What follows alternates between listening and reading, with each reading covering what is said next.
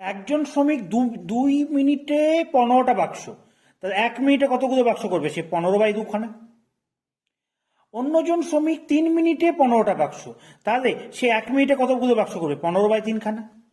2 মিনিটে যদি 15টা করে তাহলে 1 মিনিটে 15/2, 3 মিনিটে যদি 15টা করে 1 মিনিটে হবে 15/3। তাই দেখো, তাহলে একসাথে যখন দুজন কাজ করছে তাহলে 1 মিনিটে কতগুলো বাক্স করছে? এই সংখ্যক। আমার টোটাল বাক্স কতগুলো বানাতে হবে? 300। দিয়ে এইটা দিয়ে ভাগ করে দাও, 15/2 প্লাস 15/3।